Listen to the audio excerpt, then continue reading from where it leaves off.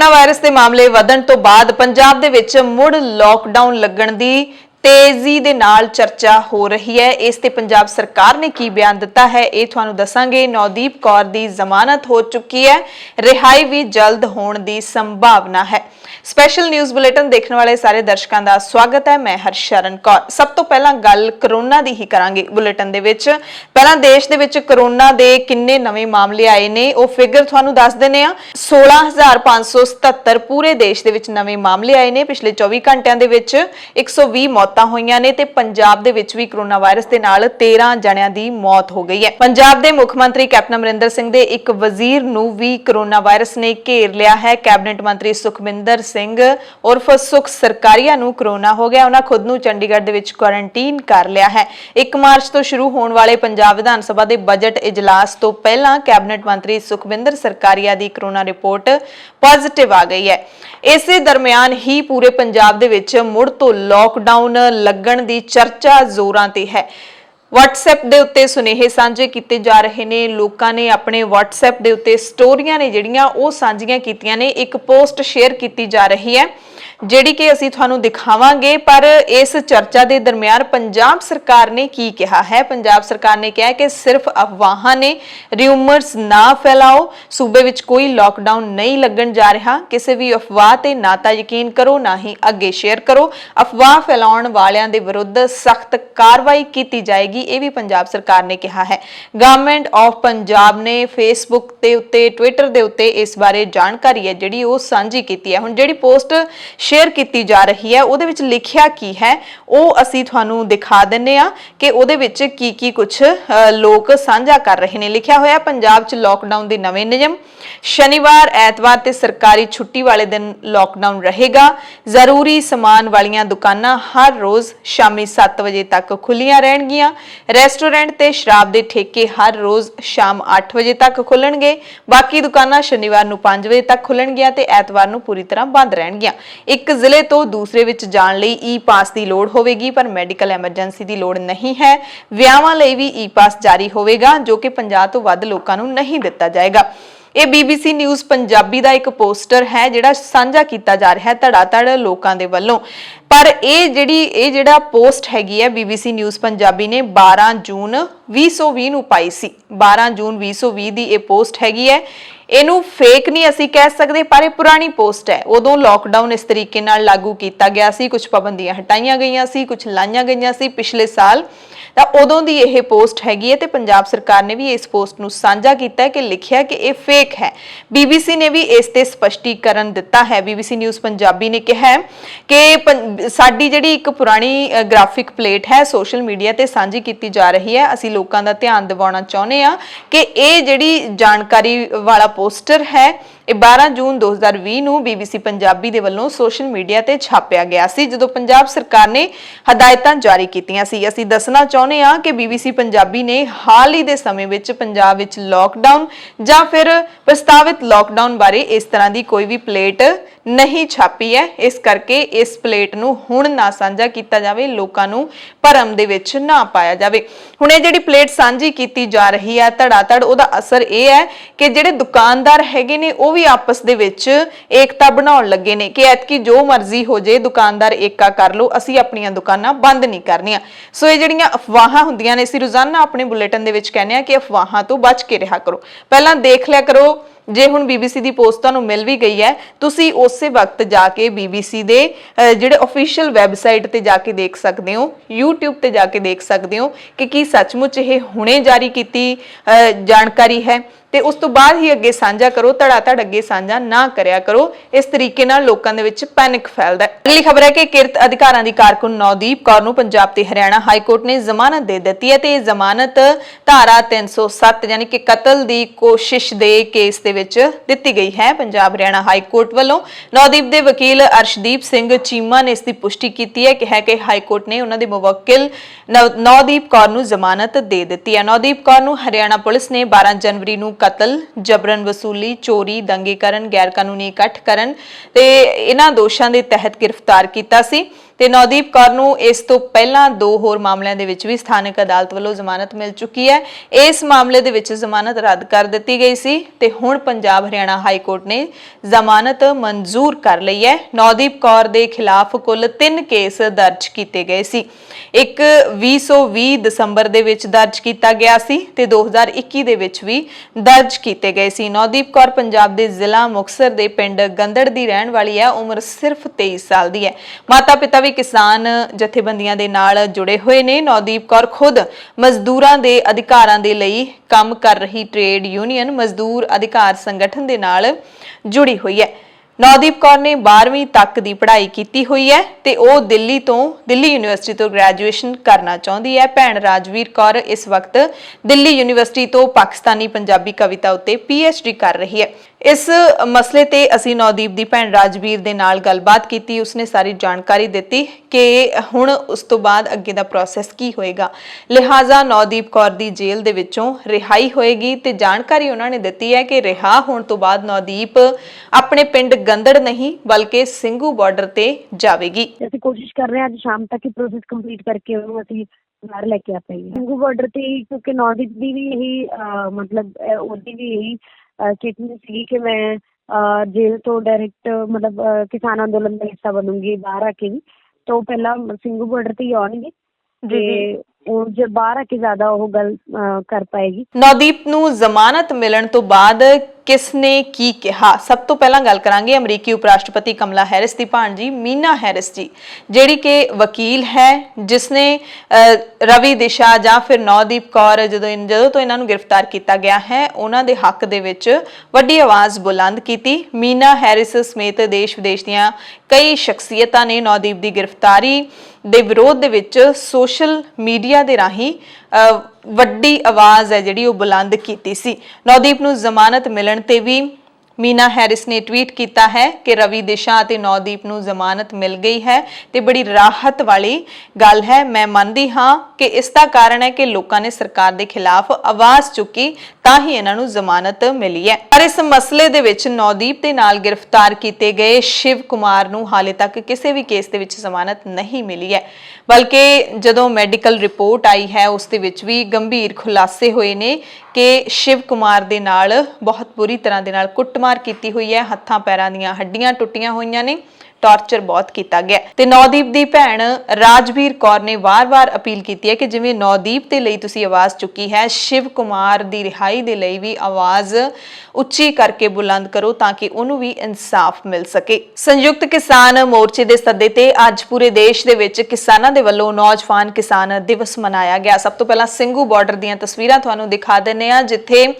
ਜਿਹੜੇ ਮੋਰਚੇ ਦੇ ਵਿੱਚ ਵੱਡੀ ਗਿਣਤੀ ਦੇ ਵਿੱਚ ਸ਼ਾਮਿਲ ਕਿਸਾਨ ਨੇ ਉਹਨਾਂ ਨੇ ਨੌਜਵਾਨਾਂ ਨੂੰ ਸਮਰਪਿਤ ਇਹ ਦਿਨ ਮਨਾਇਆ ਹੈ। 26 ਫਰਵਰੀ ਦਾ ਦਿਨ ਨੌਜਵਾਨਾਂ ਨੇ ਹੀ ਸਟੇਜਾਂ ਸਾਂਭੀਆਂ, ਨੌਜਵਾਨਾਂ ਨੇ ਹੀ ਸਟੇਜ ਤੋਂ ਤਕਰੀਰਾਂ ਕੀਤੀਆਂ ਤੇ ਕਿਸਾਨ ਮਜ਼ਦੂਰ ਸੰਘਰਸ਼ ਕਮੇਟੀ ਦੇ ਵੱਲੋਂ ਵੀ ਸਿੰਘੂ ਬਾਰਡਰ ਤੇ ਜਿਹੜਾ ਮੋਰਚਾ ਲਾਇਆ ਹੋਇਆ ਹੈ ਉੱਥੇ ਵੀ ਸਟੇਜ ਨੌਜਵਾਨਾਂ ਨੂੰ ਸੌਂਪ ਕੇ ਦੇਸ਼ ਦੇ ਨੌਜਵਾਨਾਂ ਨੂੰ ਵਿਸ਼ਵ ਵਿਆਪੀ ਜ਼ਿੰਦਗੀ ਮੌਤ ਦੇ ਸੰਘਰਸ਼ ਦੇ ਵਿੱਚ ਸ਼ਾਮਿਲ ਹੋਣ ਦਾ ਸੱਦਾ ਦਿੱਤਾ। ਇਸ ਮੌਕੇ ਉਹਨਾਂ ਨੇ ਦੱਸਿਆ ਸੰਘਰਸ਼ ਕਮੇਟੀ ਦੇ ਲੀਡਰਾਂ ਨੇ ਕਿ ਸਟੇਜ ਤੋਂ ਇਕੱਠ ਨੂੰ ਸੰਬੋਧਨ ਕਰਦਿਆਂ ਨੌਜਵਾਨ ਲੀਡਰਾਂ ਨੇ ਮੋਦੀ ਸਰਕਾਰ ਦੀ ਜਾਬਰ ਤੇ ਅੜੀਅਲ ਨੀਤੀ ਨੂੰ ਭੰਨਣ ਲਈ ਤੇ ਤਿੰਨੇ ਖੇਤੀ ਕਾਲੇ ਕਾਨੂੰਨ ਰੱਦ ਕਰਨ ਤੇ MSP ਦਾ 23 ਫਸਲਾਂ ਦੀ ਖਰੀਦ ਦੀ ਗਰੰਟੀ ਵਾਲਾ ਕਾਨੂੰਨ ਬਣਾਉਣ ਲਈ ਦੇਸ਼ ਭਰ ਦੇ ਨੌਜਵਾਨਾਂ ਨੂੰ ਜਥੇਬੰਦ ਹੋ ਕੇ ਇਸ ਅੰਦੋਲਨ ਵਿੱਚ ਕੁੱਦਣ ਦੀ ਜ਼ੋਰਦਾਰ ਅਪੀਲ ਕੀਤੀ ਹੈ। ਸਿੰਘੂ ਬਾਰਡਰ ਤੇ ਕਿਸਾਨ ਮਜ਼ਦੂਰ ਸੰਘਰਸ਼ ਕਮੇਟੀ ਦੀ ਸਟੇਜ ਤੇ ਉੱਤੇ ਸ਼ਹੀਦ ਨਵਰੀਤ ਸਿੰਘ ਦੇ ਦਾਦਾ ਹਰਦੀਪ ਸਿੰਘ ਡਿਬਡਬਾ ਵੀ ਪਹੁੰਚੇ।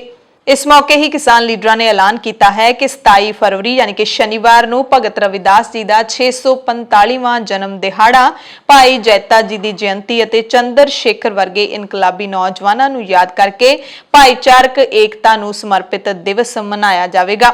ਇਸ ਮੌਕੇ ਇਹ ਵੀ ਮੰਗ ਕੀਤੀ ਗਈ ਹੈ ਕਿ ਜੋ ਮੋਰਚਿਆਂ ਦੇ ਆਲੇ ਦੁਆਲੇ ਸਖਤ ਬੈਰੀਕੇਡਿੰਗ ਕੀਤੀ ਗਈ ਹੈ ਉਸ ਨੂੰ ਹਟਾਇਆ ਜਾਵੇ। NIA ਦੇ ਨੋਟਿਸ ਬੰਦ ਕੀਤੇ ਜਾਣ, ਸੜਕਾਂ ਤੇ ਰੋਕਾਂ ਲਾ ਕੇ ਧਰਨੇ ਵਿੱਚ ਆਉਣ ਵਾਲੇ ਲੋਕ ਲੋਕਾਂ ਨੂੰ ਰੋਕਣਾ ਬੰਦ ਕੀਤਾ ਜਾਵੇ। ਪੱਟੇ ਹੋਏ ਰਾਹ ਨੇ ਜਿਹੜੇ ਉਹ ਮੁੜ ਤੋਂ ਸਾਫ਼ ਕੀਤੇ ਜਾਣ, ਦਰੁਸਤ ਕੀਤੇ ਜਾਣ, गिरफ्तार किए गए सारे नौजवान किसान रिहा किए जाण, परचे रद्द किए जाण। बठिंडा दे विच पंजाब खेत मजदूर यूनियन दे वल्लों 15 मार्च नूं सूबा पद्धरी रैली ते मुजाहरा करन दा ऐलान किया गया है। बठिंडा दे टीचर होम बठिंडा विच सूबा कमेटी दी मीटिंग उपरंत प्रेस कॉन्फ्रेंस नूं संबोधन करदिआं यूनियन दे सूबा जनरल सकत्तर लक्ष्मण सिंह सेवेवाला ते वित्त सकत्तर हरमेश मालड़ी ने यह ऐलान किया है। उन्होंने कहा कि 15 मार्च नूं इस वड्डी खेत मजदूर रैली दे विच हज़ारां मजदूर मर्द ते औरतां शामिल होणगे। किसानी संघर्ष दरमियान पंजाब दे मोगा जिले तो वड्डी खबर आई जदों इत्थे अडानी दे अनाज भंडार दे विचों अनाज भर के बाहर निकली माल गड्डी नूं किसानां ने पटड़ी दे उत्ते धरना ला के रोक दिता। 26 फरवरी दी सवेरे 2.25 लाख टन समर्था वाले अडानी आधुनिक तकनीक भंडार दे विचों जदों अनाज भर के माल गड्डी बाहर निकली तां भारतीय किसान यूनियन क्रांतिकारी दे सूबाई लीडर बलदेव सिंह जीरा की अगवाई विच किसानां ने रेल पटड़ी दे उत्ते धरना दे के इस माल गड्डी नूं रोक दिता। इत्थे भारतीय किसान यूनियन एकता उगराहां की अगवाई दे विच पिछले 150 दिन तो लगातार पक्का मोर्चा चल रहा है ते इस उगराहां दे जिहड़े लीडर हैगे ने उन्होंने कहा कि जदों उन्होंने रेलां रोकियां सी तां साडी जथेबंदी के खिलाफ गलत प्रचार किया गया, इस करके असीं कोई माल गड्डी नहीं रोकी है। उन्होंने कहा कि माल गड्डी नूं रेलां नूं रोकण बारे संयुक्त किसान मोर्चे जां फिर होर किसान लीडरां दे वल्लों सानूं कोई नवीं हदायत नहीं मिली है, पर जिहड़े बीकेयू क्रांतिकारी दे दी अगवाई दे विच किसानां ने माल गड्डी रोकी सी उस दे लीडर बलदेव सिंह जीरा ने कहा कि उन्होंने संयुक्त किसान मोर्चे दे फैसले उत्ते सूचना मिलण तो बाद ही अडानी प्लांट दे विचों कणक दी लोडेड माल गड्डी नूं रोकिया है। प्रशासन कह रहा है कि माल गड्डी ना रोकण दा फैसला होया पर उन्हां दी जथेबंदी नूं इस बारे कोई भी इलम नहीं है, इस करके संयुक्त किसान मोर्चे दे लीडरां नालों गलबात कर रहे ने ते दिशा निर्देश अगले मिलण तो बाद ही माल गड्डी नूं जाण दिता जाएगा। फिलहाल 26 फरवरी दी शाम 5:30 बजे तक ही हालात बने हुए सी, उस तो बाद हालात बदल भी सकते हैं। हरियाणा के सिरसा तो भी किसानी संघर्ष के नाल जुड़ी हुई खबर है, विरोध की खबर है, जिथे खेती कानूनां नूं रद्द करवाउण लई हरियाणा के उप मुख्यमंत्री दुष्यंत चौटाला नूं काले झंडे दिखाउण जांदे किसानां नूं पुलिस ने बाबा भूमन शाह चौक दे उत्ते रोक लिया ते इत्थे कई घंटे धरना चलदा रहा, यानी कि कई घंटे किसानां दा चौटाला दे घर कोले धरना चलदा रहा। इस तो बाद चौटाला दूसरे राह तो पुलिस लाइन पहुंचे ते उत्थों हैलीकाप्टर राही निकल गए। किसानां ने इस तो बाद हैलीकाप्टर ते जांदे उप मुख्यमंत्री नूं भी काले झंडे दिखाए। इस तो पहला किसान सिक्ख्या मंत्री कंवरपाल गुज्जर नूं काले झंडे दिखाउण लई जनता भवन पहुंचे सी, पर सिक्ख्या मंत्री दा प्रोग्राम पहला ही मुलतवी हो चुक्या सी। हरियाणा दे सिक्ख्या मंत्री कंवरपाल गुज्जर ने 26 फरवरी नूं सिरसा दे जनता भवन दे विच समागम च शामिल होना सी। जिवें ही किसानां नूं पता लग्या तां उन्हां ने मंत्री दे प्रोग्राम दा विरोध करन दा फैसला ले लिया। किसान काले झंडे लैके जनता भवन पहुंच गए, पर सिक्ख्या मंत्री दे प्रोग्राम दे मुलतवी होण कारण उत्थों नारेबाजी करदे हो मुड़ आए ते किसानां नूं जदों पता लग्या कि हरियाणा दे उप मुख्यमंत्री चौटाला अपने निवास ते लोकां दीयां समस्यावां सुणनगे तां किसान काले झंडे लैके चौटाला दी कोठी वल नूं तुर पए, पर पुलिस ने किसानां नूं कोठी पहुंचण तो पहलां ही उन्हां नूं बाबा भूषण शाह चौक ते रोक लिया सी। गणतंत्र दिवस हिंसा मामले दे मुख मुलजम मन्ने जा रहे पंजाबी अदाकार ते गायक दीप सिद्धू ने जेल विच सुरक्षा दी मंग लई अदालत विच लाई अर्जी नूं वापस ले लिया, क्योंकि दीप सिद्धू नूं जेल विचले वक्खरे सैल दे विच तब्दील कर दिता गया। सिद्धू दे वकील ने chief metropolitan magistrate Gajinder Singh नागर नूं दस्सिआ कि असीं सुरक्षा दी अपील नूं वापस ले रहे हां, क्योंकि उसदे मुवक्किल नूं जेल विचले वक्खरे सैल दे विच रखिया गया है, यानी कि दीप सिद्धू नूं वक्खरे सैल दे विच शिफ्ट कर दिता गया। पंजाब दे लुधियाना तो कांग्रेस एमपी रवनीत बिट्टू ने किसान लीडर राकेश टिकैत ते तिखे निशाने साधे ने। बिट्टू ने कहा कि राकेश टिकैत किसानां दा दुश्मन है। बिट्टू ने टिकैत दे संसद घेरन वाले बयान ते सवाल चुकदिआं कहा कि भड़काऊ बयान दे के टिकैत नौजवानों नूं गुमराह क्यों कर रहे ने, रोज कोई ना कोई नवीं गल कर दिंदे ने। पहला 45 लाख ट्रैक्टरां दी गल कीती ते टिकैत बयान दे के खुद पिछे हट जांदे ने, नौजवानां नूं इत्थे छड़ दिंदे ने, पुलिस उन्हां नूं गिरफ्तार कर लैंदी है ते उन्हां ते तशद्दद ढाउंदी है। बिट्टू ने नौजवानां नूं अपील करदिआं कहा कि पंजाब ते हरियाणा दे जिहड़े नौजवान ने वो अपने लीडरां दी गल ना सुनो, क्योंकि गुमराहकुन बयान दिंदे ने। बिट्टू ने खास तौर ते जिहड़ा फसल वाउण दा बयान सीगा उस ते भी अपना रिएक्शन दिता है, कहा कि ਟਿਕੈਤ ਦਾ ਬਾਈਕਾਟ ਕੀਤਾ ਜਾਵੇ, ਟਿਕੈਤ ਪਹਿਲਾਂ ਆਪਣੀ ਫਸਲ ਸਾੜਨ ਫਿਰ ਕਿਸਾਨਾਂ ਨੂੰ ਸਾੜਨ ਦੇਣ। ਬਿੱਟੂ ਨੇ ਸਵਾਲ ਚੁੱਕਿਆ ਕਿ ਹਜ਼ਾਰਾਂ ਨੌਜਵਾਨਾਂ ਤੇ ਕਿਸਾਨਾਂ ਤੇ ਕੇਸ ਦਰਜ ਹੋ ਗਏ ਨੇ, ਕਿ ਕਿਸੇ ਇੱਕ ਨੂੰ ਵੀ ਟਿਕੈਤ ਜੇਲ੍ਹ ਦੇ ਵਿੱਚ ਮਿਲਣ ਗਏ ਨੇ। ਸੋ ਪਿਛਲੇ ਦਿਨੀ ਰਾਕੇਸ਼ ਟਿਕੈਤ ਨੇ ਜਿਹੜਾ ਬਿਆਨ ਦਿੱਤਾ ਸੀ ਉਸ ਤੇ ਹਾਲਾਂਕਿ ਉਹਨਾਂ ਨੇ ਸਪਸ਼ਟੀਕਰਨ ਵੀ ਦੇ ਦਿੱਤਾ ਸੀ ਕਿ ਕੋਈ ਵੀ ਕਿਸਾਨ ਆਪਣੀ ਖੜੀ ਫਸਲ ਨੂੰ ਖੇਤ ਦੇ ਵਿੱਚ ਨਾ ਵਾਹੇ। ਗੁਰਨਾਮ ਸਿੰਘ ਚੜੂਨੀ ਨੇ ਵੀ ਇਸ ਦੇ ਲਈ ਅਪੀਲ ਕੀਤੀ ਹੈ ਕਿਸਾਨਾਂ ਨੂੰ, ਦੇਸ਼ ਭਰ ਦੇ ਨੌਜਵਾਨਾਂ ਨੂੰ, ਕਿਸਾਨਾਂ ਨੂੰ ਰੋਕਿਆ ਕਿ ਅਜਿਹਾ ਕਦਮ ਨਾ ਚੁੱਕਣ। ਪਰ ਰਵਨੀਤ ਬਿੱਟੂ ਨੇ ਤਿੱਖੇ ਸ਼ਬਦਾਂ ਦੇ ਵਿੱਚ ਟਿਕੈਤ ਨੂੰ ਘੇਰਿਆ ਹੈ। ਉਧਰ ਦਿੱਲੀ ਦੇ ਵਿੱਚ ਕਾਂਗਰਸ ਦੇ ਵੱਲੋਂ ਖੇਤੀ ਕਾਨੂੰਨਾਂ ਦੇ ਖਿਲਾਫ ਪ੍ਰਦਰਸ਼ਨ ਕੀਤਾ ਗਿਆ। ਕਾਂਗਰਸ ਦੇ ਵੱਲੋਂ ਖੇਤੀਬਾੜੀ ਭਵਨ ਦਾ ਘਿਰਾਓ ਕਰਨ ਦੀ ਕੋਸ਼ਿਸ਼ ਕੀਤੀ ਗਈ, ਪਰ ਪੁਲਿਸ ਨੇ ਪ੍ਰਦਰਸ਼ਨਕਾਰੀਆਂ ਨੂੰ ਰਾਹ ਵਿੱਚ ਹੀ ਰੋਕ ਲਿਆ ਤੇ ਹਿਰਾਸਤ ਵਿੱਚ ਲੈ ਲਿਆ। ਕਾਂਗਰਸ ਦੇ ਵਰਕਰਾਂ ਨੇ ਹੱਥਾਂ ਵਿੱਚ ਤਖਤੀਆਂ ਫੜ ਕੇ ਖੇਤੀ ਕਾਨੂੰਨ ਵਾਪਸ ਲੈਣ ਦੀ ਮੰਗ ਕੀਤੀ। ਕਾਂਗਰਸ ਦੇ ਵਰਕਰਾਂ ਨੇ ਹੱਥਾਂ ਵਿੱਚ ਥਾਲੀਆਂ ਖੜਕਾ ਕੇ ਖੇਤੀ ਕਾਨੂੰਨਾਂ ਦੇ ਖਿਲਾਫ ਰੋਸ ਪ੍ਰਦਰਸ਼ਨ ਕੀਤਾ, ਪਰ ਪੁਲਿਸ ਨੇ ਕਾਂਗਰਸੀਆਂ ਨੂੰ ਗ੍ਰਿਫਤਾਰ ਕਰ ਲਿਆ। ਦਿੱਲੀ ਘਟਨਾਵਾਂ ਦੇ ਲਈ ਪੰਜਾਬੀ ਨੌਜਵਾਨਾਂ ਨੂੰ ਨਿਸ਼ਾਨਾ ਬਣਾਉਣ ਦੇ ਦੋਸ਼ ਲਾਉਂਦਿਆਂ ਯੂਥ ਅਕਾਲੀ ਦਲ ਨੇ ਦਿੱਲੀ ਪੁਲਿਸ ਦੇ ਅਧਿਕਾਰੀਆਂ ਦੇ ਘਿਰਾਓ ਦਾ ਐਲਾਨ ਕੀਤਾ ਹੈ।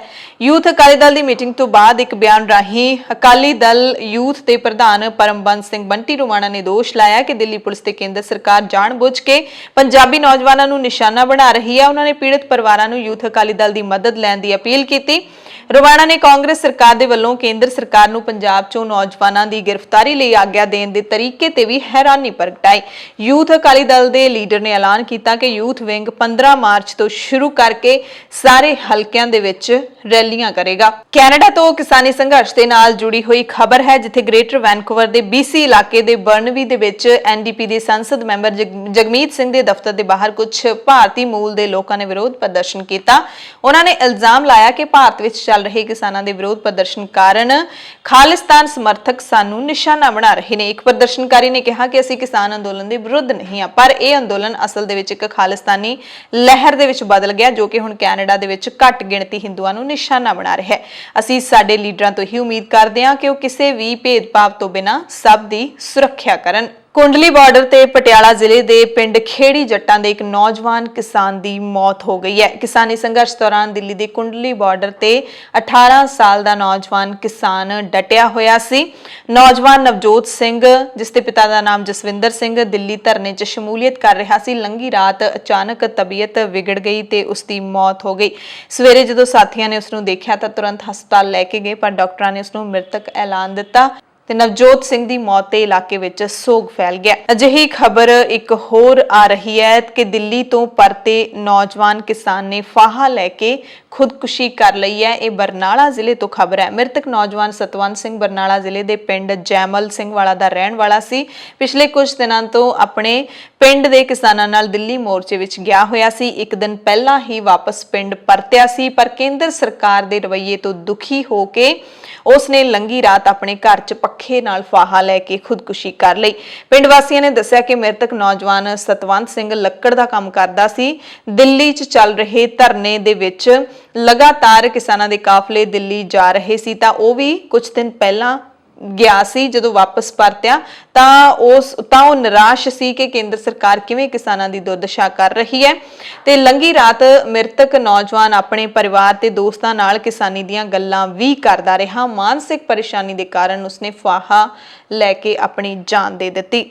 ਪਿਛਲੇ ਦਿਨੀ ਪੰਜਾਬ ਦੇ ਵਿੱਚ ਨਗਰ ਕੌਂਸਲ ਚੋਣਾਂ ਦੇ ਨਤੀਜੇ ਆਏ ਨੇ, ਜਿਸ ਦਰਮਿਆਨ ਲਹਿਰਾ ਗਾਗਾ ਤੋਂ ਖਬਰ ਆਈ ਸੀ ਕਿ ਦੁਪਹਿਰੇ ਕਿਸੇ ਹੋਰ ਪਾਰਟੀ ਦੇ ਕੈਂਡੀਡੇਟ ਜੇਤੂ ਐਲਾਨ ਦਿੱਤੇ ਗਏ, ਪਰ ਸ਼ਾਮ ਨੂੰ ਜੇਤੂ ਬਦਲ ਦਿੱਤੇ ਗਏ। ਇਸ ਤੋਂ ਬਾਅਦ ਲਗਾਤਾਰ ਹਾਲੇ ਵੀ ਉੱਥੇ ਧਰਨਾ ਚੱਲ ਰਿਹਾ ਹੈ। ਚੋਣ ਨਤੀਜਿਆਂ ਦੇ ਵਿੱਚ ਜਾਦੂਗਰੀ ਦਾ ਦੋਸ਼ ਲਾਉਂਦੇ ਹੋਏ ਇੱਥੇ ਭੁੱਖ ਹੜਤਾਲ ਲਗਾਤਾਰ 7ਵੇਂ ਦਿਨ ਜਾਰੀ ਹੈ। ਲਹਿਰਾ ਵਿਕਾਸ ਮੰਚ ਦੇ ਵੱਲੋਂ 17 ਫਰਵਰੀ ਨੂੰ ਨਗਰ ਕੌਂਸਲ ਚੋਣਾਂ ਦੇ ਵਿੱਚ ਜਦੋਂ ਨਤੀਜੇ ਆਏ ਤਾਂ ਇੱਥੇ ਘਪਲੇਬਾਜ਼ੀ ਦੇ ਇਲਜ਼ਾਮ ਲਾਉਂਦਿਆਂ ਹੋਇਆਂ ਭੁੱਖ ਹੜਤਾਲ ਸ਼ੁਰੂ ਕੀਤੀ ਗਈ। ਭੁੱਖ ਹੜਤਾਲ ਤੇ ਬੈਠਣ ਵਾਲਿਆਂ 'ਚ ਇੰਦਰ ਚੰਦ ਖੰਡੇਬੰਦੀਆਂ, ਨੰਦ ਲਾਲ ਨੰਦੂ, ਦੀਪਕ ਜੈਨ, ਕਰੋੜੀ ਰਾਮ, ਮਮਤਾ ਰਾਣੀ, ਆਸ਼ਾ ਰਾਣੀ, ਮਦਨ ਲਾਲ, ਕ੍ਰਿਸ਼ਨ ਕੁਮਾਰ, ਵਿਨੋਦ ਕੁਮਾਰ, ਰਾਜਵੀਰ ਕੁਮਾਰ ਤੇ ਰਾਮ ਸ਼ਰਨ ਸ਼ਾਮਿਲ ਨੇ। ਇਹ ਸਾਰੇ ਹੜਤਾਲ ਕਰਨ ਵਾਲੇ ਲੋਕ ਨੇ ਜਿਹੜੇ ਉਹ ਐਸਡੀਐਮ ਦੇ ਖਿਲਾਫ ਨਾਅਰੇਬਾਜ਼ੀ ਕਰ ਰਹੇ ਨੇ ਕਿ ਐਸਡੀਐਮ ਨੇ ਇਹ ਚੋਣ ਨਤੀਜੇ ਨੇ ਜਿਹੜੇ ਉਹ ਬਦਲ ਦਿੱਤੇ ਨੇ। ਪੰਜਾਬ ਦੇ ਵਿੱਚ ਸਰਕਾਰ ਵੱਲੋਂ ਮਾਲ ਪਟਵਾਰੀ, ਨਹਿਰੀ ਪਟਵਾਰੀ ਤੇ ਜ਼ਿਲ੍ਹੇਦਾਰ ਦੀਆਂ 1152 ਅਸਾਮੀਆਂ ਦੇ ਲਈ ਉਮੀਦਵਾਰਾਂ ਤੋਂ ਆਨਲਾਈਨ ਅਰਜ਼ੀਆਂ ਦੀ ਮੰਗ ਕੀਤੀ ਗਈ ਹੈ। ਬੋਰਡ ਵੱਲੋਂ ਇਹਨਾਂ ਅਸਾਮੀਆਂ ਲਈ 2 ਮਈ 2021 ਨੂੰ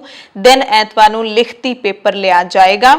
ਐਸਐਸ ਬੋਰਡ ਦੇ ਚੇਅਰਮੈਨ ਰਮਲ ਬਹਿਲ ਨੇ ਇਹ ਜਾਣਕਾਰੀ ਦਿੱਤੀ ਹੈ ਕਿ ਇਹਨਾਂ ਅਸਾਮੀਆਂ ਲਈ ਲਗਭਗ 2,34,000 ਉਮੀਦਵਾਰਾਂ ਨੇ ਅਪਲਾਈ ਕੀਤਾ ਹੈ। ਭਰਤੀ ਦੀ ਪ੍ਰਕਿਰਿਆ 2 ਪੜਾਵਾਂ ਦੇ ਵਿੱਚ ਮੁਕੰਮਲ ਹੋਵੇਗੀ। ਪਹਿਲੀ ਪ੍ਰੀਖਿਆ ਵਿੱਚੋਂ ਕੈਟਾਗਰੀ ਵਾਈਜ਼ ਅਸਾਮੀਆਂ ਦੀ ਗਿਣਤੀ ਦੇ ਉਤਲੀ ਮੈਰਿਟ ਵਿੱਚ ਆਉਣ ਵਾਲੇ 10 ਗੁਣਾ ਉਮੀਦਵਾਰਾਂ ਦੀ ਹੀ ਦੂਸਰੇ ਚਰਨ ਦੀ ਪ੍ਰੀਖਿਆ ਲਈ ਜਾਵੇਗੀ। ਪੰਜਾਬ ਸਰਕਾਰ ਨੇ ਜਿਹੜਾ ਬਜਟ ਇਜਲਾਸ ਸ਼ੁਰੂ ਕਰਨਾ ਸੀ, ਉਸ ਦੇ ਵਿੱਚ ਬਜਟ ਪੇਸ਼ ਕਰਨਾ ਸੀ, ਉਸ ਦੀ ਤਰੀਕ ਨੂੰ ਬਦਲ ਦਿੱਤਾ। ਬਜਟ ਇਜਲਾਸ ਤਾਂ 1 ਮਾਰਚ ਤੋਂ ਹੀ ਸ਼ੁਰੂ ਹੋਏਗਾ, ਪਰ ਬਜਟ ਪੇਸ਼ ਕਰਨ ਦੀ ਜਿਹੜੀ ਤਰੀਕ 8 ਮਾਰਚ ਸੀ ਉਸ ਨੂੰ ਹੁਣ 5 ਮਾਰਚ ਕਰ ਦਿੱਤਾ ਗਿਆ ਕਿ ਹੁਣ 5 ਮਾਰਚ ਨੂੰ ਪੰਜਾਬੀਆਂ ਦੇ ਲਈ ਬਜਟ ਪੇਸ਼ ਹੋਏਗਾ। 1 ਮਾਰਚ ਤੋਂ 10 ਮਾਰਚ ਤੱਕ ਇਹ ਸੈਸ਼ਨ ਚੱਲੇਗਾ। ਸਰਕਾਰ ਨੇ ਬਜਟ ਦੀ ਤਰੀਕ ਬਦਲਣ ਦਾ ਫੈਸਲਾ ਵਿਰੋਧੀ ਧਿਰ ਦੀ ਮੰਗ ਤੋਂ ਬਾਅਦ ਕੀਤਾ ਹੈ। ਵਿਰੋਧੀ ਧਿਰ ਆਮ ਆਦਮੀ ਪਾਰਟੀ ਤੇ ਅਕਾਲੀ ਦਲ ਕਹਿ ਰਹੇ ਸੀ ਕਿ 8 ਤਰੀਕ ਨੂੰ ਬਜਟ ਪੇਸ਼ ਹੋਏਗਾ ਤਾਂ ਬਜਟ ਉੱਤੇ ਬਹਿਸ ਕਰਨ ਦਾ ਸਮਾਂ ਹੀ ਨਹੀਂ ਮਿਲੇਗਾ, ਜਿਸ ਕਰਕੇ ਕੈਪਟਨ ਸਰਕਾਰ ਨੇ ਬਜਟ ਪੇਸ਼ ਕਰਨ ਦੀ ਤਰੀਕ ਨੂੰ ਹੁਣ 5 ਮਾਰਚ ਕਰ ਦਿੱਤਾ ਹੈ। ਪੰਜਾਬ ਹਰਿਆਣਾ ਹਾਈ ਕੋਰਟ ਨੇ ਪੰਜਾਬ ਹਰਿਆਣਾ ਤੇ ਚੰਡੀਗੜ੍ਹ ਦੀਆਂ ਜ਼ਿਲ੍ਹਾ ਅਦਾਲਤਾਂ ਨੂੰ ਸੰਸਦ ਮੈਂਬਰਾਂ ਤੇ ਵਿਧਾਇਕਾਂ ਦੇ ਵਿਰੁੱਧ ਚੱਲ ਰਹੇ ਅਪਰਾਧਿਕ ਮਾਮਲਿਆਂ ਦੀ ਪੂਰੀ ਜਾਣਕਾਰੀ ਅਦਾਲਤ ਨੂੰ ਦੇਣ ਦੇ ਲਈ ਕਿਹਾ ਹੈ। ਇਸ ਦੇ ਨਾਲ ਹੀ ਸੰਸਦ ਮੈਂਬਰਾਂ ਤੇ ਵਿਧਾਇਕਾਂ ਦੇ ਖਿਲਾਫ ਸੀਬੀਆਈ ਅਤੇ ਈਡੀ ਦੇ ਜਿਹੜੇ ਚੱਲ ਰਹੇ ਕੇਸ ਨੇ ਉਹਨਾਂ ਦਾ ਵੇਰਵਾ ਵੀ ਮੰਗਿਆ ਗਿਆ ਹੈ। ਇਹ ਹੁਕਮ ਜਸਟਿਸ ਰਾਜਨ ਗੁਪਤਾ ਤੇ ਕਰਮਜੀਤ ਸਿੰਘ ਦੀ ਬੈਂਚ ਨੇ ਦਿੱਤੇ ਨੇ। ਹਾਈ ਕੋਰਟ ਨੇ ਸੁਪਰੀਮ ਕੋਰਟ ਦੇ ਹੁਕਮਾਂ ਦਾ ਨੋਟਿਸ ਲਿਆ ਹੈ। ਸੁਪਰੀਮ ਕੋਰਟ ਨੇ ਦੇਸ਼ ਦੀਆਂ ਸਾਰੀਆਂ ਅਦਾਲਤਾਂ ਨੂੰ ਹੁਕਮ ਦਿੱਤਾ ਸੀ ਕਿ ਉਹਨਾਂ ਨੂੰ ਆਪਣੇ ਸੂਬਿਆਂ ਵਿੱਚ ਅਜਿਹੇ ਸਾਰੇ ਮਾਮਲਿਆਂ ਬਾਰੇ ਜਾਣਕਾਰੀ ਹਾਸਲ ਕਰਨੀ ਚਾਹੀਦੀ ਹੈ ਤਾਂ ਜੋ ਇਹਨਾਂ ਸਾਰੇ ਕੇਸਾਂ ਦੀ ਕਾਰਵਾਈ ਨੂੰ ਅੱਗੇ ਵਧਾਇਆ ਜਾ ਸਕੇ। ਪੰਜਾਬ ਹਾਈ ਕੋਰਟ ਨੇ ਇਹਨਾਂ ਮਾਮਲਿਆਂ ਲਈ ਸੀਨੀਅਰ ਵਕੀਲ ਰੁਪਿੰਦਰ ਖੋਸਲਾ ਨੂੰ ਕੋਰਟ ਮਿੱਤਰ ਨਿਯੁਕਤ ਕੀਤਾ ਸੀ। ਕੋਰਟ ਮਿੱਤਰ ਦਾ ਅਰਥ ਹੁੰਦਾ ਹੈ ਕਿ ਰੁਪਿੰਦਰ ਖੋਸਲਾ ਇਸ ਮਾਮਲੇ ਦੇ ਵਿੱਚ ਅਦਾਲਤ ਦੀ ਮਦਦ ਕਰਨਗੇ ਤੇ ਅਦਾਲਤ ਨੂੰ ਸਾਰੇ ਪਹਿਲੂਆਂ ਤੋਂ ਜਾਣੂ ਕਰਵਾਉਣਗੇ। ਸੋ ਯਾਨੀ ਕਿ ਹੁਣ ਪੰਜਾਬ ਹਰਿਆਣਾ ਸਮੇਤ ਚੰਡੀਗੜ੍ਹ ਦੇ ਵਿੱਚ ਵੀ ਜਿਹੜੇ ਸੰਸਦ ਮੈਂਬਰ ਤੇ ਵਿਧਾਇਕ ਯਾਨੀ ਕਿ ਜਿਹੜੇ ਐਮਪੀ ਤੇ ਐਮਐਲਏਸ ਦੇ ਖਿਲਾਫ ਅਪਰਾਧਿਕ ਮਾਮਲੇ ਚੱਲ ਰਹੇ ਨੇ ਉਹਨਾਂ ਦਾ ਸਾਰਾ ਰਿਕਾਰਡ ਹੁਣ ਪੰਜਾਬ ਹਰਿਆਣਾ ਹਾਈ ਕੋਰਟ ਕੋਲ ਜਾਵੇਗਾ। ਬੁਲੇਟਿਨ ਦੇ ਵਿੱਚ ਕੁਝ ਖਬਰਾਂ ਪੂਰੇ ਭਾਰਤ ਦੀਆਂ ਖਾਸ ਤੁਹਾਨੂੰ ਦੱਸ ਦਿੰਨੇ ਆ। ਭਾਰਤੀ ਚੋਣ ਕਮਿਸ਼ਨਰ ਨੇ 5 ਸੂਬਿਆਂ ਬੰਗਾਲ, ਕੇਰਲਾ, ਤਾਮਿਲਨਾਡੂ, ਪੁਡੂਚੇਰੀ ਤੇ ਅਸਾਮ ਦੇ ਵਿੱਚ ਵਿਧਾਨ ਸਭਾ ਚੋਣਾਂ ਦਾ ਐਲਾਨ ਕਰ ਦਿੱਤਾ ਹੈ। ਪੱਛਮੀ ਬੰਗਾਲ ਦੇ ਵਿੱਚ 294 ਸੀਟਾਂ ਨੇ, ਤਾਮਿਲਨਾਡੂ ਵਿੱਚ 234, ਕੇਰਲਾ ਵਿੱਚ 140, ਅਸਾਮ 'ਚ 126 ਸੀਟਾਂ ਤੇ ਕੇਂਦਰ ਸ਼ਾਸਿਤ ਪ੍ਰਦੇਸ਼ ਪੁਡੂਚੇਰੀ ਦੇ ਵਿੱਚ 30 ਸੀਟਾਂ ਤੇ ਵੋਟਾਂ ਪਾਈਆਂ ਜਾਣਗੀਆਂ। ਇਹਨਾਂ ਸੂਬਿਆਂ ਦੇ ਵਿੱਚ ਅਪ੍ਰੈਲ ਤੋਂ ਮਈ ਤੱਕ ਵੋਟਾਂ ਪੈਣਗੀਆਂ।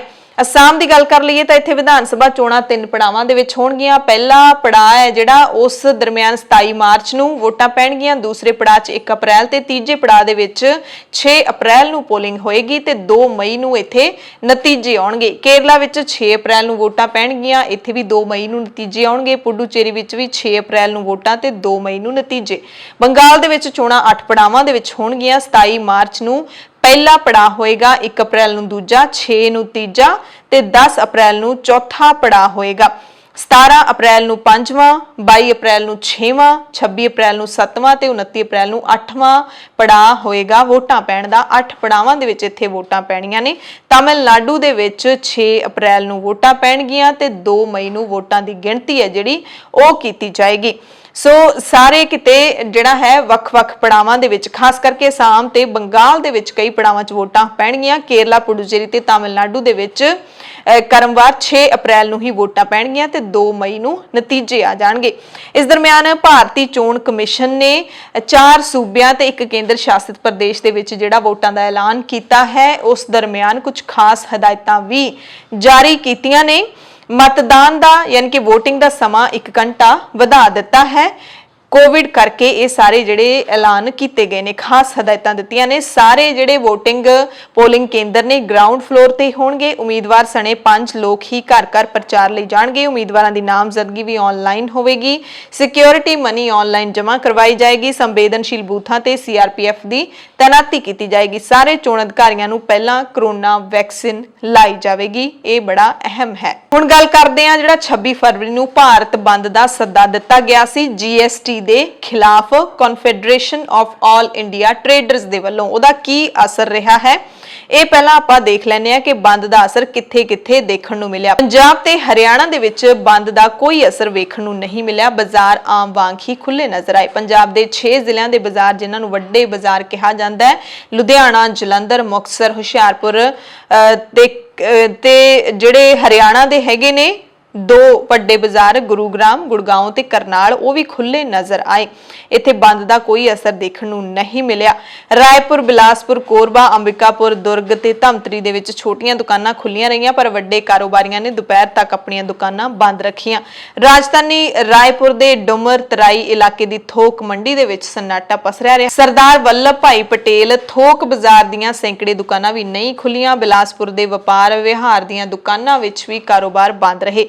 ਮੱਧ ਪ੍ਰਦੇਸ਼ ਦੀ ਰਾਜਧਾਨੀ ਭੋਪਾਲ ਵਿੱਚ ਬੰਦ ਦਾ ਮਿਲਿਆ ਜੁਲਿਆ ਅਸਰ ਵੇਖਣ ਨੂੰ ਮਿਲਿਆ। ਪੁਰਾਣੇ ਭੋਪਾਲ ਦੇ ਵਿੱਚ ਜ਼ਿਆਦਾਤਰ ਦੁਕਾਨਾਂ ਬੰਦ ਰਹੀਆਂ। ਨਵੇਂ ਸ਼ਹਿਰ ਦੇ ਵਿੱਚ ਕੁਝ ਦੁਕਾਨਾਂ ਖੁੱਲੀਆਂ ਨਜ਼ਰ ਆਈਆਂ। ਅਸਾਮ ਦੀ ਰਾਜਧਾਨੀ ਗੁਹਾਟੀ ਵਿੱਚ ਸਵੇਰ ਤੋਂ ਬਾਜ਼ਾਰ ਵਪਾਰ ਬੰਦ ਰਹੇ। ਬੰਦ ਕਾਰਨ ਗੁਹਾਟੀ ਦੀਆਂ ਸੜਕਾਂ ਤੇ ਘੱਟ ਸਿਟੀ ਬੱਸਾਂ ਦੇ ਚੱਲਣ ਨਾਲ ਆਮ ਜਨਜੀਵਨ ਵੀ ਪ੍ਰਭਾਵਿਤ ਹੋਇਆ। ਭਾਰਤ ਬੰਦ ਦੇ ਤਹਿਤ ਨਗਾਉਂ, ਜ਼ੋਰਹਾਟ, ਗੋਲਾਘਾਟ, ਸ਼ਿਵਸਾਗਰ, ਡਿਬਰੂਗੜ੍ਹ, ਤਿਨਸੁਕੀਆ ਵਰਗੇ ਵੱਡੇ ਸ਼ਹਿਰ ਪੂਰੀ ਤਰ੍ਹਾਂ ਨਾਲ ਬੰਦ ਰੱਖੇ ਗਏ ਤੇ ਸਭ ਦੇ ਦਰਮਿਆਨ ਯਾਨੀ ਕਿ ਬੰਦ ਦੇ ਦਰਮਿਆਨ 2 ਵੱਡੀਆਂ ਟਰਾਂਸਪੋਰਟ ਜਥੇਬੰਦੀਆਂ all India motor transport Congress ਅਤੇ ਭਾਈਚਾਰਾ all India truck operator welfare operation association ਨੇ ਟਰਾਂਸਪੋਰਟਰਾਂ ਨੂੰ ਬੰਦ ਵਿੱਚ ਸ਼ਾਮਿਲ ਨਾ ਹੋਣ ਦੀ ਅਪੀਲ ਕੀਤੀ ਸੀ ਕਿ ਇਸ ਬੰਦ ਦੇ ਵਿੱਚ ਸ਼ਾਮਿਲ ਹੋਣ ਦੀ ਕੋਈ ਲੋੜ ਨਹੀਂ ਹੈ। ਜਥੇਬੰਦੀਆਂ ਕਹਿ ਰਹੀਆਂ ਸੀ ਕਿ ਇਹ ਬੰਦ ਇੱਕ ਕਾਸਮੈਟਿਕ ਹੜਤਾਲ ਹੈ ਜੋ ਸਿਆਸੀ ਮੁਫਾਦਾਂ ਤੋਂ ਪ੍ਰੇਰਿਤ ਗਰੁੱਪਾਂ ਦੇ ਵੱਲੋਂ ਕੀਤੀ ਜਾ ਰਹੀ ਹੈ। ਉਹਨਾਂ ਨੇ ਕਿਹਾ ਕਿ ਚੱਕਾ ਜਾਮ ਦਾ ਟਰਾਂਸਪੋਰਟ ਸਨਅਤ ਨੂੰ ਕੋਈ ਲਾਭ ਨਹੀਂ ਪਹੁੰਚਣ ਵਾਲਾ, ਸਗੋਂ ਇਸ ਨਾਲ ਈਵੇ ਤੇ ਰੋਡ ਟੈਕਸ ਵਰਗੇ ਮੁੱਦਿਆਂ ਨੂੰ ਜਿਹੜਾ ਹੈਗਾ ਤੂਲ ਮਿਲੇਗਾ। ਜਥੇਬੰਦੀਆਂ ਨੇ ਇਹ ਵੀ ਕਿਹਾ ਹੈ ਕਿ ਅਗਲੇ ਮਹੀਨੇ ਅਸੀਂ ਬੈਠਕ ਕਰਾਂਗੇ ਤੇ ਆਪਣੇ ਕਿਸਾਨ ਭਰਾਵਾਂ ਵਾਂਗ ਸਾਂਝੇ ਕਿਸਾਨ ਮੋਰਚੇ ਵਾਂਗ ਕੋਈ ਨੁਮਾਇੰਦਾ ਜਥੇਬੰਦੀ ਬਣਾ ਕੇ ਆਪਣੇ ਹੱਕਾਂ ਦੇ ਲਈ ਲੜਾਂਗੇ। ਬੰਦ ਦਾ ਜਿਹੜਾ ਸੱਦਾ ਦਿੱਤਾ ਗਿਆ ਸੀ confederation of all India traders ਦੇ ਵੱਲੋਂ, ਉਸ ਨੂੰ ਕਿਸਾਨ ਜਥੇਬੰਦੀਆਂ ਦੀ ਵੀ ਹਮਾਇਤ ਸੀ ਜੋ ਕਿ ਪਹਿਲਾਂ ਤੋਂ ਹੀ ਕੇਂਦਰ ਸਰਕਾਰ ਵੱਲੋਂ ਲਿਆਂਦੇ 3 ਨਵੇਂ ਖੇਤੀ ਕਾਨੂੰਨਾਂ ਦਾ ਵਿਰੋਧ ਕਰ ਰਹੀਆਂ ਸੀ। ਬੰਦ ਦੇ ਸੱਦੇ ਨੂੰ 40,000 ਦੇ ਕਰੀਬ ਟ੍ਰੇਡ ਐਸੋਸੀਏਸ਼ਨਾਂ ਦੀ ਹਮਾਇਤ ਹਾਸਲ ਹੈ, ਇਸ ਦੀ ਜਾਣਕਾਰੀ ਮਿਲੀ। ਮੁੰਬਈ ਤੋਂ ਖਬਰ ਹੈ ਜਿੱਥੇ ਦੱਖਣੀ ਮੁੰਬਈ ਦੇ ਵਿੱਚ ਉਦਯੋਗਪਤੀ ਮੁਕੇਸ਼ ਅੰਬਾਨੀ ਦੇ ਘਰ ਦੇ ਬਾਹਰ ਧਮਾਕਾ ਖੇਜ਼ ਸਮੱਗਰੀ ਵਾਲਾ ਵਾਹਨ ਮਿਲਣ ਦੇ ਮਾਮਲੇ ਵਿੱਚ ਪੁਲਿਸ ਨੇ ਕੇਸ ਦਰਜ ਕਰ ਲਿਆ। ਪੁਲਿਸ ਨੇ ਦੱਸਿਆ ਕਿ ਰਿਲਾਇੰਸ ਇੰਡਸਟਰੀਜ਼ ਦੇ ਚੇਅਰਮੈਨ ਮੁਕੇਸ਼ ਅੰਬਾਨੀ ਦੀ ਰਿਹਾਇਸ਼ ਐਂਟੀਲੀਆ ਨੇੜੇ ਰੋਡ ਦੇ ਉੱਤੇ ਜਿਲਟਨ ਦੀਆਂ ਛੜਾਂ ਵਾਲਾ ਵਾਹਨ ਖੜਾ ਸੀ। ਮੁੰਬਈ ਪੁਲਿਸ ਦੇ ਬੁਲਾਰੇ ਨੇ ਦੱਸਿਆ ਕਿ ਗਾਮਦੇਵੀ ਥਾਣੇ ਵਿੱਚ ਅਣਪਛਾਤੇ ਲੋਕਾਂ ਦੇ ਖਿਲਾਫ FIR ਦਰਜ ਕੀਤੀ ਗਈ ਹੈ। ਪੈਟਰੋਲੀਅਮ ਪਦਾਰਥਾਂ ਦਾ ਜਿਹੜਾ ਭਾਅ ਵਧ ਰਿਹਾ ਹੈ ਉਸ ਬਾਰੇ ਕੇਂਦਰੀ ਪੈਟਰੋਲੀਅਮ ਮੰਤਰੀ ਦਾ ਬੇਤੁਕਾ ਬਿਆਨ ਆਇਆ। ਕੇਂਦਰੀ ਪੈਟਰੋਲੀਅਮ ਮੰਤਰੀ ਧਰਮੇਂਦਰ ਪ੍ਰਧਾਨ ਸ਼ੁੱਕਰਵਾਰ ਤੋਂ 2 ਦਿਨਾਂ ਵਾਰਾਣਸੀ ਦੌਰੇ ਤੇ ਹਨ। ਇਸ ਦੌਰਾਨ ਉਹਨਾਂ ਨੇ ਬੇਤੁਕਾ ਬਿਆਨ ਜਿਹੜਾ ਦਿੱਤਾ ਹੈ ਉਹ ਇਹ ਹੈ ਕਿ ਕਹਿੰਦੇ ਨੇ ਕਿ ਰਸੋਈ ਗੈਸ ਦੀਆਂ ਕੀਮਤਾਂ ਵਿੱਚ ਵਾਧਾ ਠੰਡ ਕਾਰਨ ਹੋਇਆ। ਕੇਂਦਰੀ ਮੰਤਰੀ ਵਾਰਾਣਸੀ ਦੇ ਲਾਲ ਬਹਾਦਰ ਸ਼ਾਸਤਰੀ 에ਅਰਪੋਰਟ ਤੇ ਪਹੁੰਚੇ। ਉਹਨਾਂ ਨੇ ਕਿਹਾ ਕਿ ਜਿਵੇਂ-ਜਿਵੇਂ ਮੌਸਮ ਠੀਕ ਹੋਏਗਾ ਗੈਸ ਦੇ ਰੇਟ ਵੀ ਘਟ ਜਾਣਗੇ। ਠੰਡ ਦੇ ਮੌਸਮ ਕਰਕੇ ਗੈਸ ਦੇ ਰੇਟ ਵਿੱਚ ਵਾਧਾ ਹੋਇਆ, ਪਰ ਜੇ ਦੇਖਿਆ ਜਾਵੇ ਤਾਂ ਹੁਣ ਠੰਡ ਤਾਂ ਬਿਲਕੁਲ ਹੀ ਜਾ ਰਹੀ ਹੈ। ਗਰਮੀ ਦਾ ਪ੍ਰਕੋਪ ਵਧਣ ਲੱਗਿਆ ਹੈ। ਡੀਜ਼ਲ ਪੈਟਰੋਲ ਦੀਆਂ ਕੀਮਤਾਂ ਤੇ ਪੁੱਛੇ ਗਏ ਸਵਾਲ ਦੇ ਉੱਤੇ ਕੇਂਦਰੀ ਪੈਟਰੋਲੀਅਮ ਮੰਤਰੀ ਨੇ ਕੋਈ ਜਵਾਬ ਨਹੀਂ ਦਿੱਤਾ। ਬੁਲੇਟਿਨ ਦੇ ਵਿੱਚ ਕੁਝ ਖਬਰਾਂ ਪੂਰੀ ਦੁਨੀਆ ਤੋਂ ਖਾਸ ਤੁਹਾਨੂੰ ਦੱਸ ਦਿੰਨੇ ਆ। ਹੈਤੀ ਦੀ ਰਾਜਧਾਨੀ ਦੀ ਜੇਲ੍ਹ ਤੋਂ ਕੈਦੀ ਭੱਜਣ ਵਿੱਚ ਫਰਾਰ ਹੋ ਗਏ ਤੇ ਘਟਨਾ ਦੇ ਵਿੱਚ ਜੇਲ੍ਹ ਡਾਇਰੈਕਟਰ ਸਮੇਤ 8 ਵਿਅਕਤੀਆਂ ਦੀ ਮੌਤ ਹੋ ਗਈ। ਗੋਲੀਬਾਰੀ ਹੋਈ ਇਸ ਦਰਮਿਆਨ ਹੈਤੀ ਦੀ ਜੇਲ੍ਹ ਦੇ ਵਿੱਚੋਂ ਜਦੋਂ ਕੈਦੀਆਂ ਨੇ ਭੱਜਣ ਦੀ ਕੋਸ਼ਿਸ਼ ਕੀਤੀ ਜਿਹੜੀ ਕਿ ਸਫਲ ਵੀ ਹੋ ਗਈ। ਇਸ ਦਰਮਿਆਨ ਜੋ ਵੀ ਮੁਕਾਬਲਾ ਹੋਇਆ ਉਸ ਦੇ ਵਿੱਚ 8 ਕੈਦੀਆਂ ਦੀ ਮੌਤ ਜੇਲ੍ਹ ਡਾਇਰੈਕਟਰ ਸਣੇ ਹੋ ਗਈ ਹੈ। ਰਾਜਧਾਨੀ ਪੋਰਟ ਆਫ ਪ੍ਰਿੰਸ ਦੇ ਉੱਤਰ ਪੂਰਬ ਦੇ ਵਿੱਚ ਕਰੂਆ ਡੀ ਬੂਕੇ ਸਿਵਲ ਜੇਲ੍ਹ ਸਾਲ 2012 ਵਿੱਚ ਕੈਨੇਡਾ ਨੇ ਬਣਾਈ ਸੀ। 2014 ਵਿੱਚ 300 ਤੋਂ ਵੱਧ ਕੈਦੀ ਇਸ ਜੇਲ੍ਹ ਚੋਂ ਫਰਾਰ ਹੋ ਗਏ ਸੀ। ਲੋਕਾਂ ਨੇ ਦੱਸਿਆ ਕਿ ਕੈਦੀਆਂ ਨੇ ਫਰਾਰ ਹੋਣ ਤੋਂ ਪਹਿਲਾਂ ਵੱਡੀ ਗਿਣਤੀ ਵਿੱਚ ਹਥਿਆਰਬੰਦ ਲੋਕਾਂ ਨੂੰ ਜੇਲ੍ਹ ਮੁਲਾਜ਼ਮਾਂ ਤੇ ਗੋਲੀਆਂ ਚਲਾਉਂਦੇ ਹੋਏ ਵੇਖਿਆ ਤੇ ਗੋਲੀਬਾਰੀ ਕਾਫੀ ਦੇਰ ਤੱਕ ਹੁੰਦੀ ਰਹੀ। ਨਾਈਜੀਰੀਆ ਤੋਂ ਵੀ ਹਿੰਸਾ ਦੀ ਖਬਰ ਹੈ ਜਿੱਥੇ ਨਾਈਜੀਰੀਆ ਦੇ ਜ਼ਾਮਫਰਾ ਵਿੱਚ ਸੈਂਕੜੇ ਸਕੂਲੀ ਵਿਦਿਆਰਥੀਆਂ ਦੇ ਅਗਵਾ ਹੋਣ ਦਾ ਖਦਸ਼ਾ ਜਤਾਇਆ ਜਾ ਰਿਹਾ ਹੈ। ਵੱਡੀ ਘਟਨਾ ਵਾਪਰੀ ਹੈ ਸ਼ੁੱਕਰਵਾਰ ਦੀ ਸਵੇਰ ਨੂੰ ਯਾਨੀ ਕਿ 26 ਫਰਵਰੀ ਦੀ ਸਵੇਰ ਨੂੰ। ਇੱਕ ਅਧਿਆਪਕ ਨੇ ਇਸ ਦੀ ਜਾਣਕਾਰੀ ਦਿੱਤੀ ਹੈ ਕਿ ਸਵੇਰੇ ਬੰਦੂਕਧਾਰੀਆਂ ਦੇ ਹਮਲੇ ਤੋਂ ਬਾਅਦ ਤਕਰੀਬਨ 300 ਵਿਦਿਆਰਥੀਆਂ ਦੇ ਬਾਰੇ ਕੋਈ ਜਾਣਕਾਰੀ ਨਹੀਂ ਮਿਲ ਰਹੀ। ਸਰਕਾਰੀ ਬੁਲਾਰੇ ਨੇ ਵੀ ਹਮਲੇ ਦੀ ਪੁਸ਼ਟੀ ਕਰ ਦਿੱਤੀ ਹੈ ਪਰ ਇਸ ਬਾਰੇ ਵਧੇਰੇ ਜਾਣਕਾਰੀ ਨਹੀਂ ਦਿੱਤੀ ਤੇ ਪਿਛਲੇ ਕੁਝ ਹਫ਼ਤਿਆਂ ਦੇ ਵਿੱਚ ਅਗਵਾ ਦੀ ਇਹ ਸਭ ਤੋਂ ਵੱਡੀ ਘਟਨਾ ਵਾਪਰੀ ਹੈ। ਨਾਈਜੀਰੀਆ ਵਿੱਚ ਹਥਿਆਰਬੰਦ ਸਮੂਹ ਜਿਹੜੇ ਅਕਸਰ ਲੋਕਾਂ ਨੂੰ ਫਰੌਤੀ ਲਈ ਅਗਵਾ ਕਰਦੇ ਰਹਿੰਦੇ ਨੇ। ਪਿਛਲੇ ਹਫ਼ਤੇ ਗੁਆਂਢੀ ਦੇਸ਼ ਨੀਜਰ ਦੇ ਵਿੱਚ 27 ਵਿਦਿਆਰਥੀਆਂ ਸਮੇਤ ਘੱਟੋ ਘੱਟ 42 ਲੋਕਾਂ ਨੂੰ ਅਗਵਾ ਕਰ ਲਿਆ ਸੀ। ਉਹਨਾਂ ਬਾਰੇ ਵੀ ਹਾਲੇ ਕੋਈ ਜਾਣਕਾਰੀ ਨਹੀਂ ਮਿਲੀ ਹੈ। ਪਿਛਲੇ ਸਾਲ ਦਸੰਬਰ ਦੇ ਵਿੱਚ 300 ਤੋਂ ਵੱਧ ਵਿਦਿਆਰਥੀਆਂ ਨੂੰ ਅਗਵਾ ਕੀਤਾ ਗਿਆ ਸੀ। ਹਾਲਾਂਕਿ ਗੱਲਬਾਤ ਤੋਂ ਬਾਅਦ ਉਹਨਾਂ ਨੂੰ ਰਿਹਾ ਕਰ ਦਿੱਤਾ ਗਿਆ ਸੀ। ਜਿਹੜਾ ਤਾਜ਼ਾ ਹਮਲਾ ਹੋਇਆ ਹੈ, ਉਸ ਹਮਲੇ ਦੇ ਵਿੱਚ ਜ਼ੰਗੇਬੇ ਇਲਾਕੇ ਵਿੱਚ ਇੱਕ ਸਕੂਲ ਤੇ ਮੋਟਰਸਾਈਕਲ ਅਤੇ ਵਾਹਨ ਸਵਾਰ ਬੰਦੂਕਧਾਰੀਆਂ ਦੇ ਇੱਕ ਸਮੂਹ ਨੇ ਹਮਲਾ ਕੀਤਾ ਤੇ ਹਮਲਾਵਰਾਂ ਨੇ ਸਰਕਾਰੀ ਸੁਰੱਖਿਆ ਅਫਸਰਾਂ ਵਾਂਗੂ ਕੱਪੜੇ ਪਹਿਨੇ ਹੋਏ ਸੀ ਤੇ ਜ਼ਬਰਦਸਤੀ ਵਿਦਿਆਰਥੀਆਂ ਨੂੰ ਆਪਣੇ ਵਾਹਨਾਂ ਦੇ ਵਿੱਚ ਬਿਠਾ ਕੇ ਲੈ ਗਏ। ਰਾਜਧਾਨੀ ਅਬੂਜਾ ਦੇ ਵਿੱਚ ਜਾਣਕਾਰੀ ਮਿਲੀ ਹੈ ਕਿ ਬੱਚਿਆਂ ਦੇ ਮਾਪੇ ਬਹੁਤ ਪਰੇਸ਼ਾਨ ਨੇ। ਬਹੁਤ ਸਾਰੇ ਸਕੂਲ ਦੇ ਬਾਹਰ ਇਕੱਠੇ ਹੋ ਗਏ ਨੇ ਤੇ ਕੁਝ ਜੰਗਲਾਂ ਦੇ ਵਿੱਚ ਆਪਣੇ ਬੱਚਿਆਂ ਦੀ ਭਾਲ ਕਰਦੇ ਫਿਰ ਰਹੇ ਨੇ। ਸਕੂਲ ਵਿੱਚ ਕੁੱਲ 421 ਵਿਦਿਆਰਥੀ ਨੇ, ਜਿਨ੍ਹਾਂ ਵਿੱਚੋਂ 55 ਸੁਰੱਖਿਅਤ ਨੇ। ਖਦਸ਼ਾ ਹੈ ਕਿ 300 ਵਿਦਿਆਰਥਣਾਂ ਨੂੰ ਅਗਵਾ ਕਰ ਲਿਆ ਗਿਆ ਕਿਉਂਕਿ ਵਿਦਿਆਰਥਣਾਂ ਕਿਤੇ ਵੀ ਲੱਭ ਨਹੀਂ ਰਹੀਆਂ। ਸਪੈਸ਼ਲ ਨਿਊਜ਼ ਬੁਲੇਟਿਨ ਦੇਖਣ ਵਾਲੇ ਸਾਰੇ ਦਰਸ਼ਕਾਂ ਦਾ ਧੰਨਵਾਦ।